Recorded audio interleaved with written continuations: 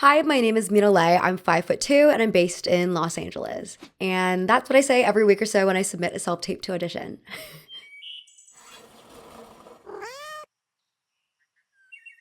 Okay, hard pivot. Have you guys ever read Stephen King's 1979 book, The Long Walk?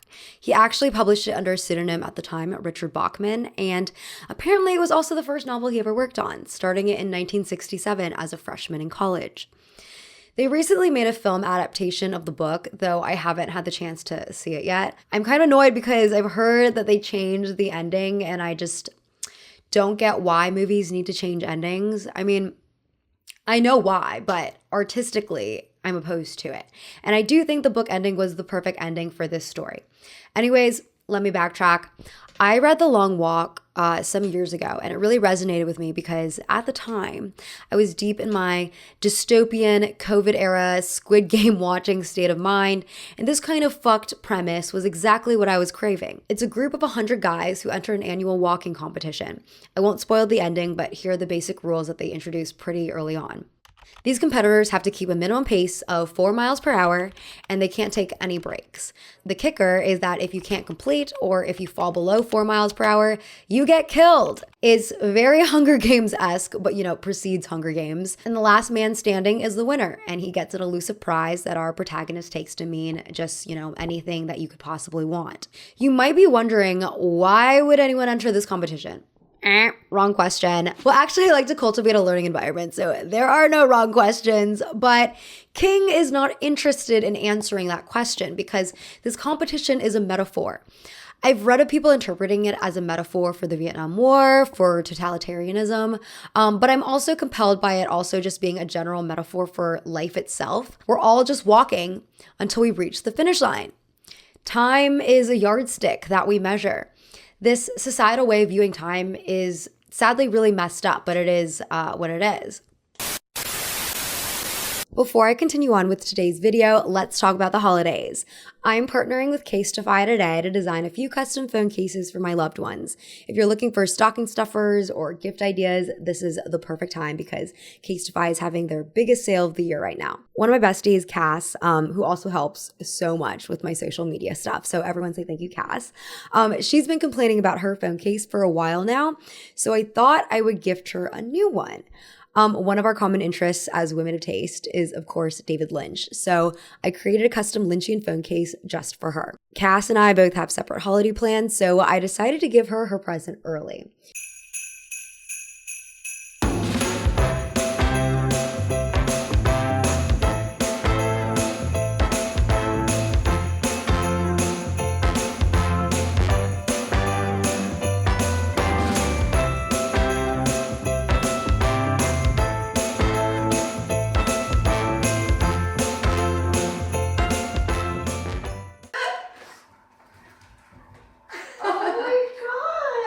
She was so surprised. That's perfect! This is like the most neat thing I've ever seen in my life. I have to put it on. And I think she loves it. After all, she's a very creative person, and now our favorite artist gets to inspire her every day. The design process is really simple. Just choose the phone model, case style, and upload your photos. Casetify's customization is truly unmatched, and honestly, I think this layout looks perfect. I also designed some simpler ones for my family members, and I just love how durable all the cases are. So they're also great for someone, who often drops their phone. If you're still figuring out holiday gifts, these custom Casetify cases are perfect. Once again, Casetify is having the biggest sale of the year right now, and you don't want to miss it. So head to the link below or scan the QR code. So, several months ago, I read Oliver Burkeman's 4,000 Weeks. This is a nonfiction self-help book, but Burkeman believes that we think of productivity all wrong. Early on, he brings up medieval farmers. Life for medieval farmers wasn't pleasant, and he acknowledges this. There's diseases and plague, dangerous animals roaming around. If you've seen Frankenstein, and you were probably constantly fearful of eternal damnation. But one thing you weren't preoccupied with was time. Or at least in the way we think of it today, because of course humans have always experienced time passing. But medieval farmers wouldn't be scheduling tasks by the hour or forcing themselves to wake up at 5 a.m. on the dot all year round. He writes, "You milked the cows when they needed milking and harvested the crops when it was harvest time. And anybody who tried to impose an external schedule on any of that, for example, by doing a month's milking in a single day to get it out of the way, or by trying to make the harvest come sooner, would rightly have been considered a lunatic." There was no anxious pressure to get everything done either, because a farmer's work is infinite. There will always be another milking and another harvest forever. So there's no sense in racing towards some hypothetical moment of completion. It's still possible to experience timelessness in this old-timey framework today. I mean, some communities still function on these abstract notions of time, but a lot of people who are bound by clocks can achieve this through meditation and prayer. For me, I experience it whenever I'm deep in nature. I specifically have this one memory of sitting in a hot spring at night in Idaho, and I looked up and I saw more stars than I could have ever seen in my entire life. And I was just so present in that moment and enraptured by the beauty of nature that I had no concept of where I needed to go afterwards or what I was supposed to do tomorrow. Burkeman imagines that medieval farmers probably experienced this timeless sensation quite often. He also goes on to explain that the invention of the mechanical clock is what propelled us into viewing time, which was once an abstract idea, to now a measurable resource. He says, once time is a resource to be used, you start to feel pressure, whether from external forces or from yourself, to use it well and to berate yourself when you feel like you wasted it. When you're faced with too many demands, it's easy to assume that the only answer must be to make better use of time by becoming more efficient, driving yourself harder, or working for longer, as if you were a machine in the Industrial Revolution, instead of asking whether the demands themselves might be unreasonable. Over the months, especially with the proliferation of AI and ChatGPT, I've noticed this one argument that techno-optimists cling to, which is the idea that AI will make our jobs easier, that it will help us with productivity. I push back against that because I don't think life should be about maximizing your productivity. And I'll explain why. Did you ever stop to think how much leisure time you really have? Some of us put our leisure time to good use, and some of us spend most of our leisure time just moping.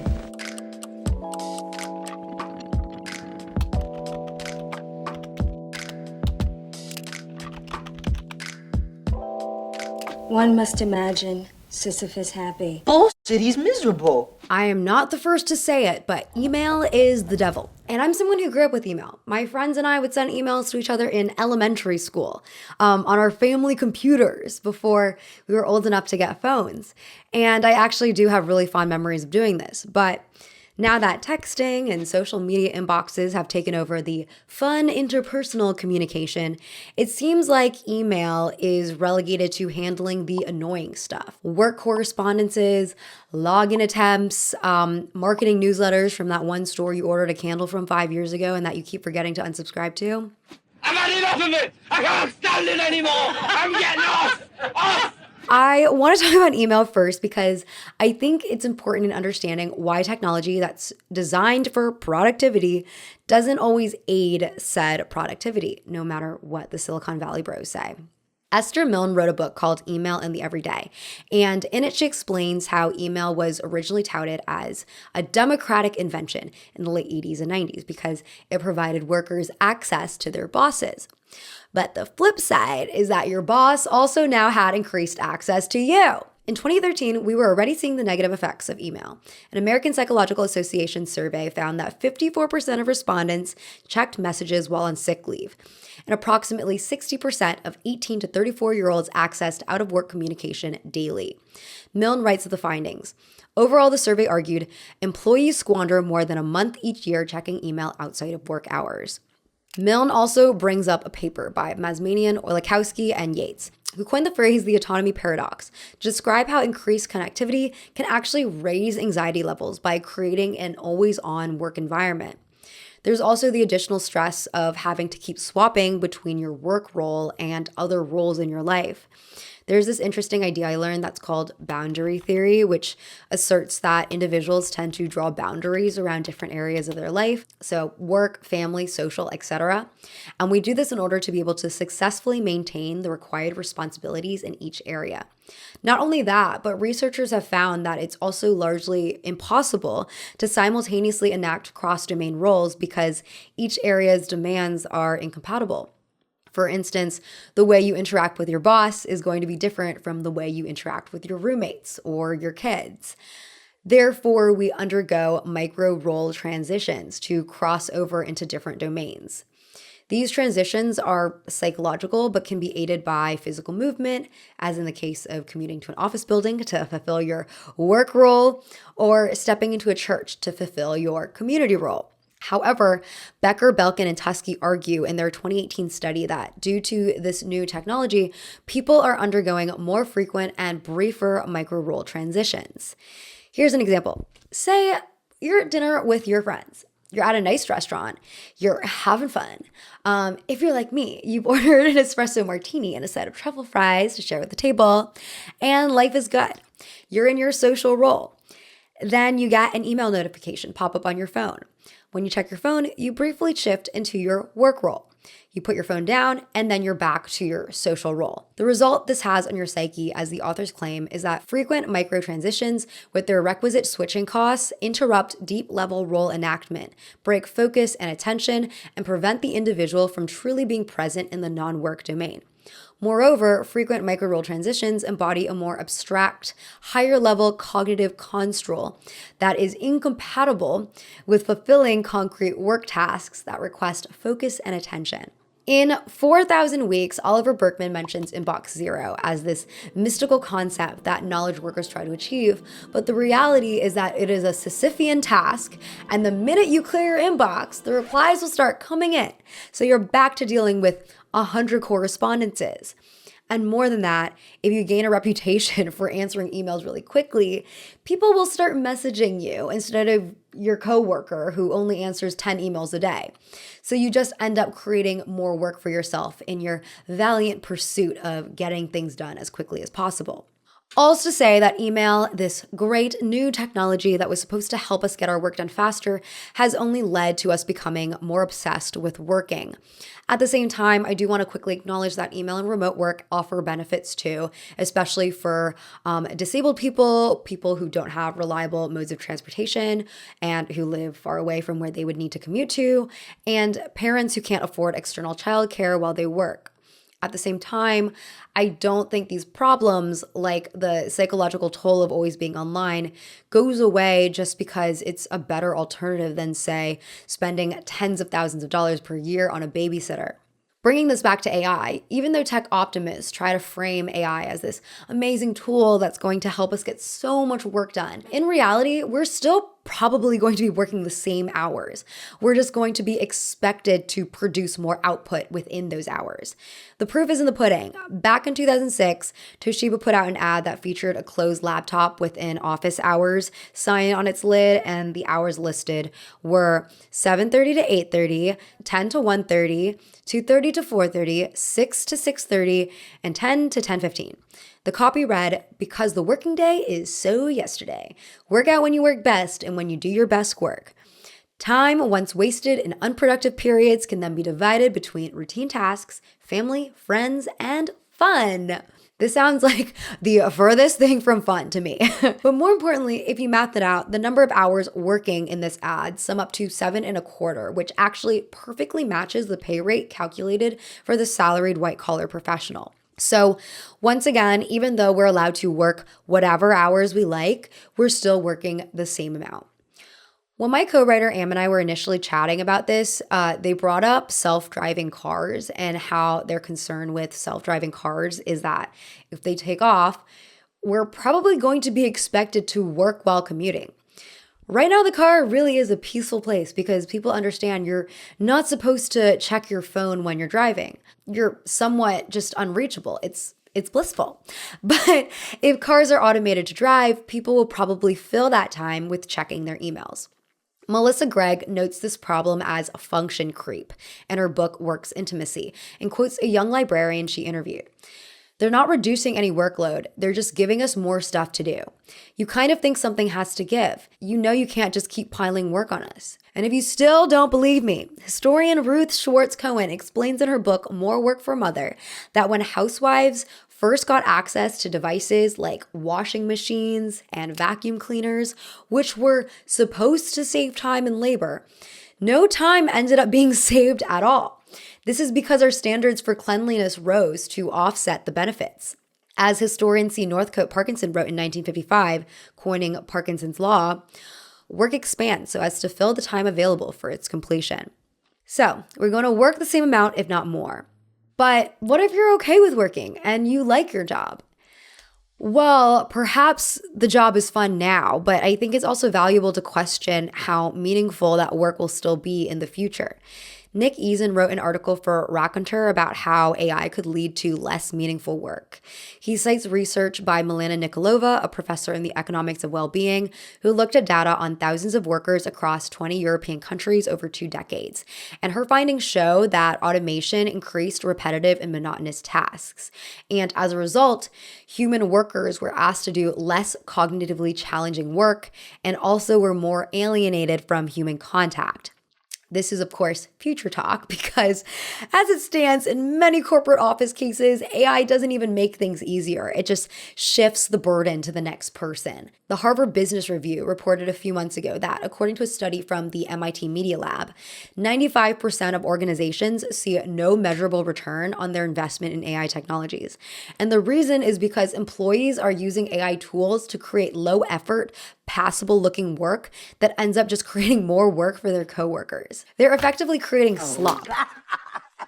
I made them extra sloppy for you. And actually, there's a term that's called work slop, which is AI-generated work content that masquerades as good work, but lacks the substance to meaningfully advance a given task. The result is that the receiver of this work slop has more work to do because they have to interpret, correct, or redo the work completely. But I would say that for me, the most insidious consequence of introducing these new technologies is that work has come to define our existence, and our attitudes and ideologies developed at work have come to infiltrate other areas of our life as well. It's more than a hobby. A hobby's supposed to pass the time, not fill it.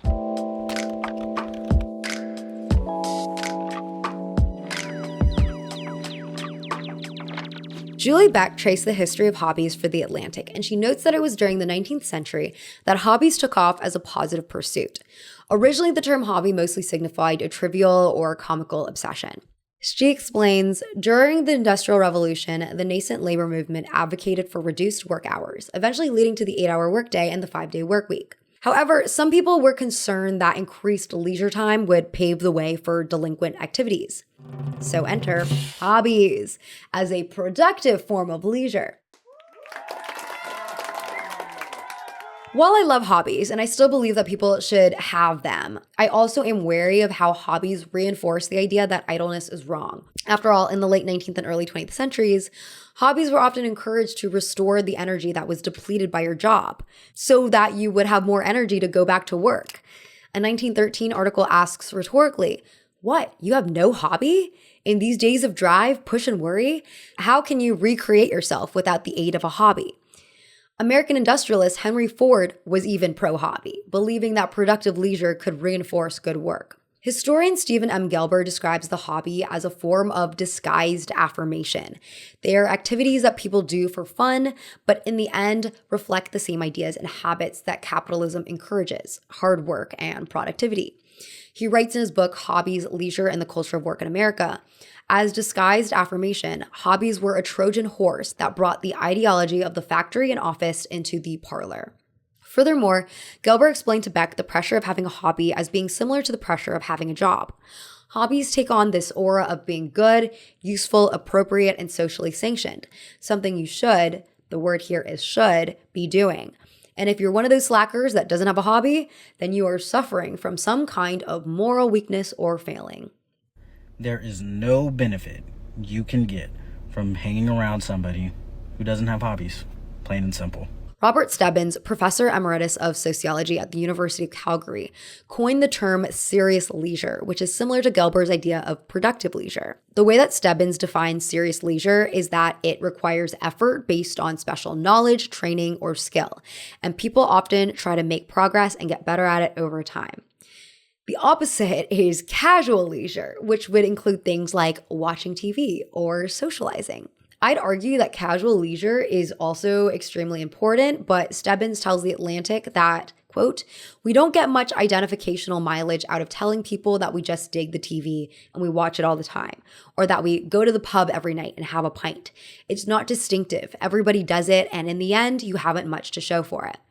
Okay, the thing is, I don't think there's anything wrong with having non-distinctive hobbies or choosing to hang out with your friends. And I think the impulse to come up with a specific niche combination of hobbies and interests to define yourself is an ego problem that does once again feed into the individualistic and neoliberal cultural landscape that makes community organizing so much harder and thus makes life so much more unpleasant.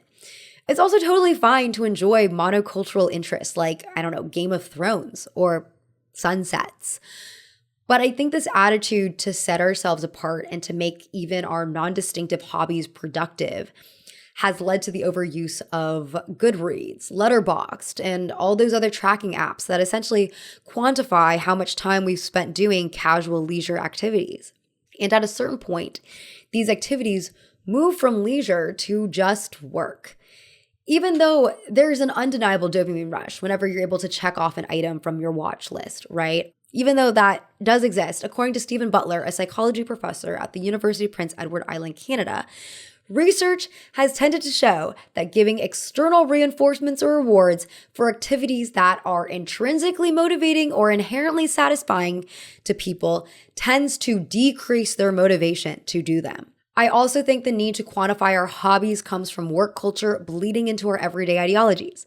In Work's Intimacy, Melissa Gregg discusses how some people can be more satisfied with their work role than their home role because excelling in your work is more measurable than, say, excelling in your interpersonal relationships. For example, if you put in 20 more hours into your work, you may be given overtime pay, or you may be entitled to a big Christmas bonus. But spending 20 more hours dealing with your crumbling marriage at home doesn't guarantee that your husband or wife will fall back in love with you. As a result, I think it's safe to say that some people have lost the patience to work through community and social problems because they've been conditioned into getting the concrete reward system that employment offers. When it comes to casual leisure, when we've accepted this reward system that work has given us, it can be difficult to find value in reading books without having anything to show for it. I mean, there's a number of benefits, obviously, to reading fiction, including improving your ability to empathize, but that's not measurable. You can't track that. And you especially can't capture that visually on social media, which is a whole other can of worms, which is the monetization of hobbies. This isn't a new idea, by the way, as evidenced by books such as Profitable Hobbies and Handicrafts from 1935, which you can actually buy a copy of on eBay. Look, I'm not better than anyone else who tries to monetize their hobbies. I suffer from this conundrum as well, especially as an influencer, because theoretically, I can make content out of anything I do. Now, that doesn't mean that I should, because I find that whenever I'm obligated to do something for money, it takes the joy out of doing that thing. But I'm not denying that I don't instinctively reach for my camera every time I put together a cute outfit or cook something that looks delicious. To my credit, though, I do think I've been better at drawing boundaries over time. For example, I'm kind of adjacent to the book community because I have a book club and I review books every so often. And so there was a moment in time when I thought about putting more book recommendation videos out on my TikTok because I do love reading and I love talking about books with other people. But realistically, I knew that this would transform reading, leisure activity that relaxes me, into a business where I'd be rushing to finish books every week to meet content deadlines. I also just know that it's not cohesive with my lifestyle to read a new book every single day. Like, I have other interests that I divide my time between. So I hit pause on being a book talker. But in another world, a version of me that had less mental health boundaries is putting out reading vlogs every single day. Regardless of what your particular hobby is, this side hustle siren call is affecting people. I currently have 5 side hustle streams of income on top of my regular normal career job my hobby into a 6-figure career, and today I'm going to share how you can do it too. If you've been looking for a chill side hustle, I have the perfect solution for you. Last month, Forbes reported that 71% of the American workforce have jumped on the side hustle bandwagon. I want to acknowledge quickly that some journalists have reported that the pressure to hustle is declining among Gen Z and millennials as we are becoming disillusioned by the whole work thing in general. And I've definitely heard all these statements about how no one wants to work anymore, yada yada. Get your ass up and work. It seems like nobody wants to work these days. That's so true. You have to surround yourself with people that want to work. But the fact of the matter is, this year's government statistics show that 8.9 million Americans work multiple jobs. Of course, there are people who have made their hobbies into side hustles, which is kind of like the group of people I'm mostly talking about, as well as people who are taking on multiple jobs that are equally not passionate about any of their jobs. And these all factor into the statistical data.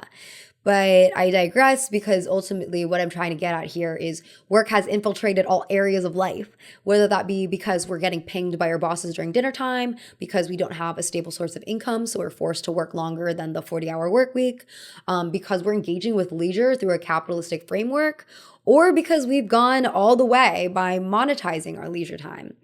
And the result is that people are burnt out. In America, 66% of employees are experiencing some sort of burnout in 2025. The data reveals that younger generations are facing significantly higher rates of burnout, 81% of 18 to 24-year-olds and 83% of 25 to 34-year-olds. So what happens now? Here's the way Marge spends some of her leisure time. She's learning to play the piano. She's getting a lot of pleasure from her own accomplishment. And she's acquiring a skill that will help her socially.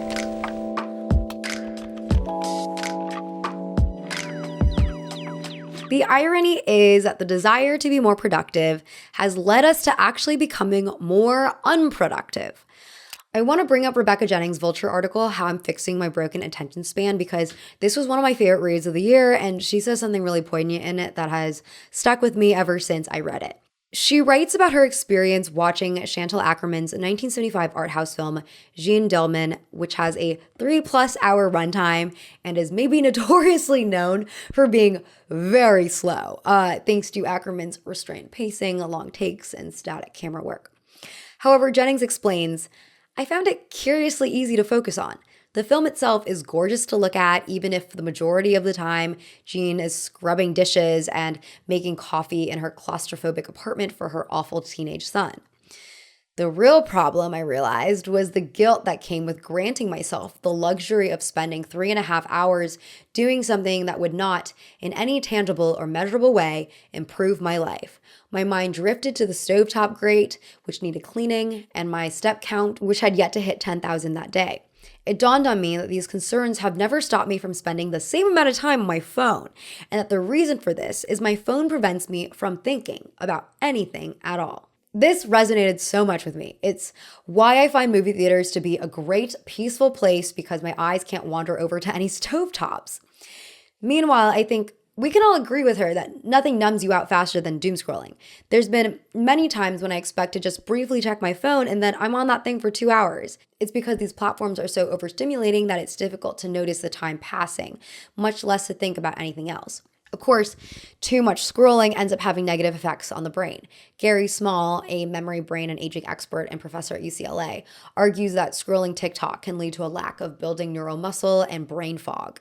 A 2025 rapid review study also reported that doom scrolling, zombie scrolling, and social media addiction are all linked to psychological distress, anxiety, and depression. These factors impair executive functioning skills, including memory, planning, and decision-making. The pervasive nature of digital media, driven by dopamine-driven feedback loops, exacerbates these effects. Among people in my age group and in my spheres of the internet, I've noticed that this widespread brain rotting has led to a small but mighty resistance movement, in which some people are creating their own learning syllabi, choosing to indulge in slow media, like Jeanne Dillman, and reading books. While these are noble pursuits in recapturing our attention spans, they don't address the other problem, which is the way that we view productivity. I'd argue the need to be productive is why many of us doom scroll. Relating back to what Jennings wrote, and is also the reason why we simultaneously hate doom scrolling. If you think about it, sure, there is something dystopian about our brains losing cognitive function, but I'd argue that a lot of people are also really bothered by how they've wasted time on these apps or are concerned about cognitive function less because it's important in operating as a human and more because it impacts their ability to work.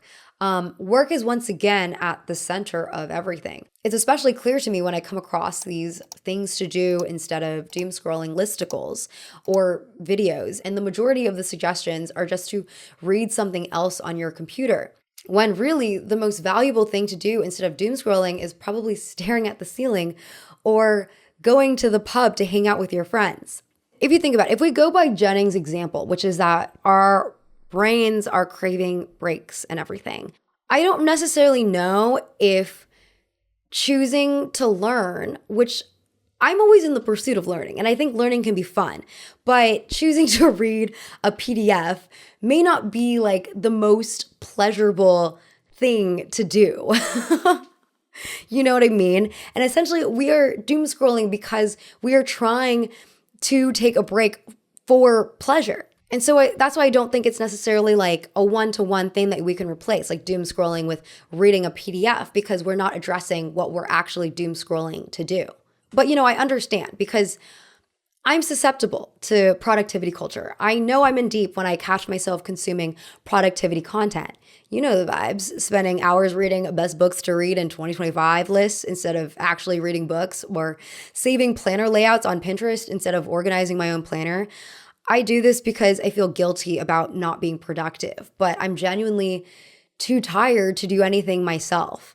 And after all, it does feel good. Lee Humphreys, a communications professor at Cornell, explained to Vox the concept of narcotizing dysfunction, the idea that self-improvement content only tricks you into believing you're actually learning something, but in actuality, you're being lulled into a state of inaction. The irony, though, is that it would actually be more productive to just stare at the ceiling. Harvard Health Publishing discussed in an article the brain's default mode network, or DMN, which we think of as the do mostly nothing network, like when you're daydreaming or when your mind is wandering. They explain, when you turn your focus brain off, it will retrieve memories, link ideas so that you become more creative, and also help you feel more self-connected too. That said, I don't think we should daydream solely for the productivity benefits, because ultimately, I don't think we should be motivated to live life based on how it will help our work.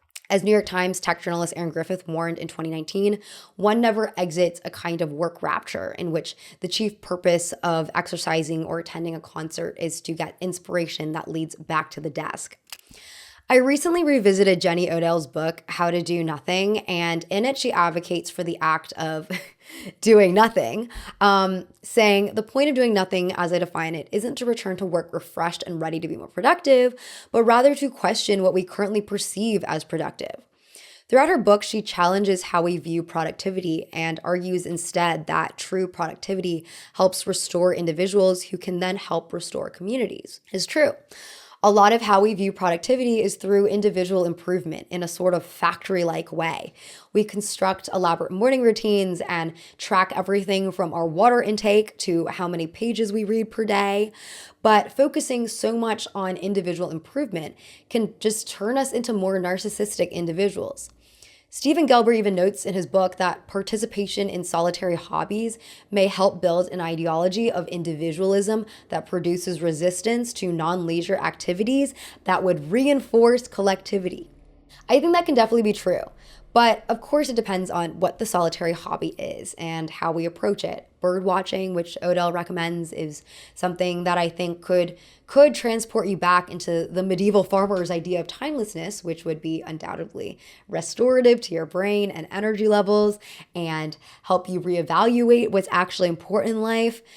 Though I think if you go into bird watching with a checklist and an idea that you're more spiritual than the rest of your screen addicted peers, that could lead to increased individualism.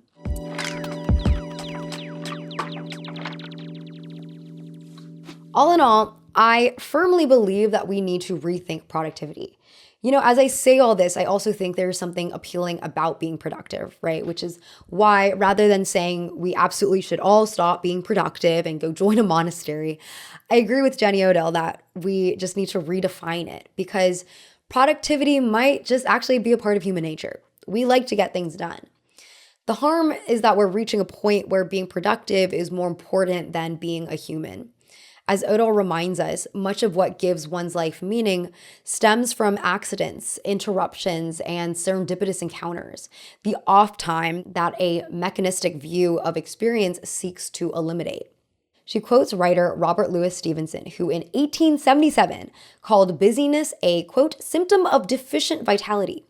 She says that he observed a sort of dead alive, hackneyed people about who were scarcely conscious of living except in the exercise of some conventional occupation. This all brings me back to The Long Walk. Well, the story is quite bleak and, boys are dying all over the place, as I said before. There are still moments of joy and laughter throughout this book. There's also a strong sense of friendship as one character helps the main character out of a panic attack. And when another character dies, the group agrees that whoever wins should financially help out that character's pregnant wife.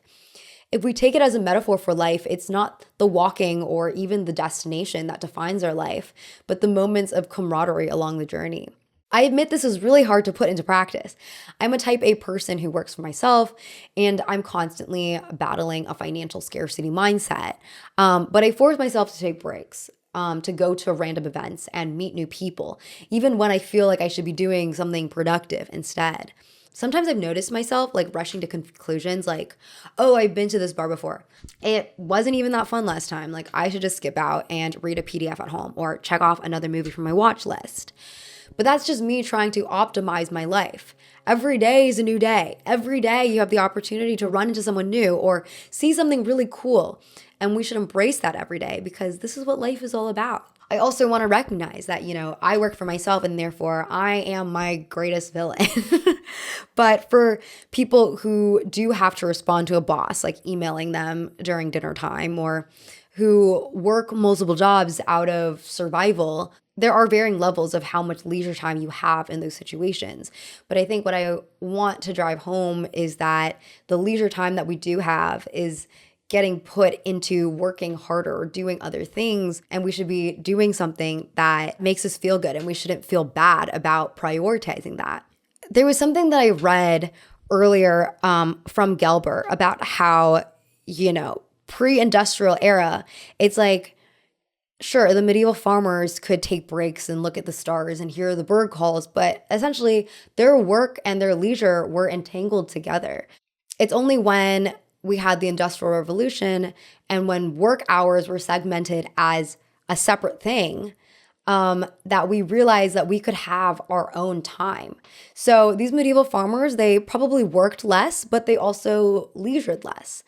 And I think it's really beautiful that we have leisure time now, that most of us have some modicum of leisure time. And it would be sad to not embrace that and to not be joyous for the fact that we have time for ourselves. Okay, now I'm just talking to talk, but thank you all so much for listening to me today. My name is Mina, as I've said. And I hope you have a lovely rest of your day, and I'll talk to you next time. Okay, bye. What might be some good uses for your leisure time? Will you let time slip away from you, or will you use it well?